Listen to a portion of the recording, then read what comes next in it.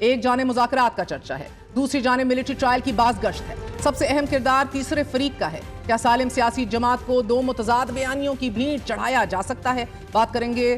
سب سے پہلے ہمارے ساتھ موجود ہیں تحریک انصاف کے سینئر رہنما سابق ترجمان رؤف حسن صاحب۔ رؤف حسن صاحب، بہت بہت شکریہ ساتھ دینے کا. always a pleasure to have you amongst us back once again. Thank you, very kind. But sir, پرسوں کور کمانڈر کانفرنس ہوئی، بڑا واضح پیغام آیا سیلف اکاؤنٹیبلٹی کے حوالے سے. آج D G I S P R کی پریس ٹاک بھی بڑے واضح طور پر کڑے احتساب کی بات کر رہی ہے، اور اس احتساب کی زد میں مجھے نہیں لگتا کہ اب کوئی شک رہ گیا ہے کہ اس میں آپ کے قائد، آپ کے لیڈر عمران خان بھی آئیں گے. Thank you.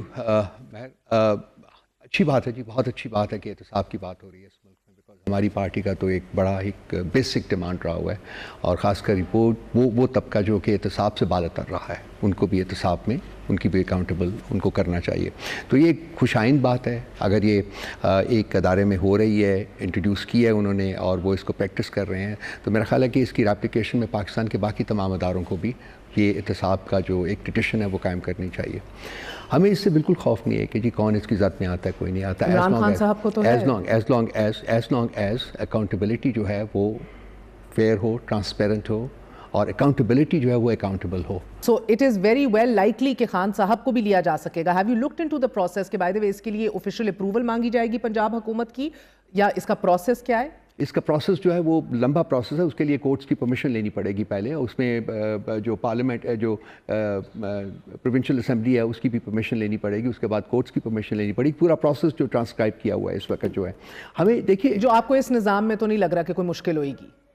مریم نواز کی حکومت سے پوچھا جائے گا. صحیح کہہ رہے ہیں آپ. لیکن میں فیل کرتا ہوں کہ جی خان صاحب کو ملٹری کورٹ تک لے جانا آسان کام نہیں ہے، بہت مشکل کام ہوگا. اور اس کے نمبر ون فورموسٹ جو ہے کہ یہ آئین کے مطابقت نہیں رکھتا. ان کو کانسٹیٹیوشنل امینڈمنٹ کرنی پڑے گی اگر وہ خان صاحب کو لے کے جانا سب جوڈس میٹر ہے جی. وہ دیکھ لیتے ہیں کہ کیا ہوتا ہے کیا نہیں ہوتا. نمبر دو بات یہ کہ خان صاحب از نو آرڈنری. وہ جو آپ نے کیسز کا ذکر کیا جو وہاں ہیں، وہ بھی سپریم کورٹ نے لٹکا کے رکھا ہوا ہے. Supreme Court should come out clean on دس.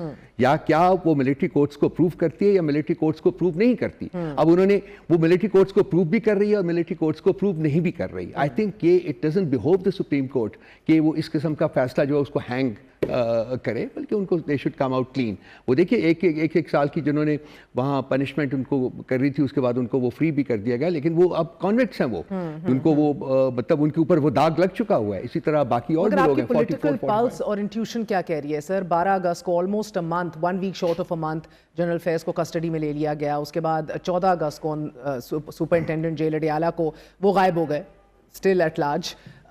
سو یہ جس پیس کے اوپر چیزیں چل رہی ہیں اور جس طرح ڈیٹیلڈ موقف، ادارہ جاتی موقف سامنے آ رہا ہے کہ کسی کو نہیں بخشا جائے گا، and it includes malicious actors, inimical forces, دشمنان قوتیں، یہ سب انفاظ یوز کیا گیا ہے. اٹ انکلوڈز ایڈرز، ایبیٹرز اور آرمی ایکٹ کی خلاف ورزی کرتے ہوئے پوسٹ ریٹائرمنٹ سیاسی، the political role that he played.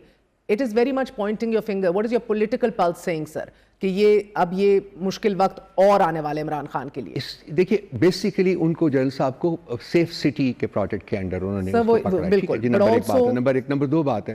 But Rauf صاحب، I need to understand right now کہ جس طرح چیزیں ڈیولپ ہو رہی ہیں اور جس فاسٹ ٹریک کے اوپر ہو رہی ہیں، ڈی یو سی کہ مزید سختی آنے والی ہے عمران خان کے لیے، and this will inevitably land in military courts. Do you see it happening sir? دیکھیے میں ذاتی طور کے اوپر فیل کرتا ہوں کہ یہ بہت مشکل کام ہوگا، مگر ہو جائے گا. لیکن اس ملک میں بڑے ایسی چیزیں بھی ہوئی ہیں جو نہیں ہونی چاہیے. یہ بھی نہیں ہونا چاہیے. میری بہت اسٹرانگ اوپینین ہے. لیکن یہ مطلب جو ایک تھنکنگ اس وقت نظر آتی ہے اس کے حساب سے شاید یہ بھی ہو جائے، لیکن I feel that نہیں ہونا چاہیے. And I also feel that it will be very damaging for the country.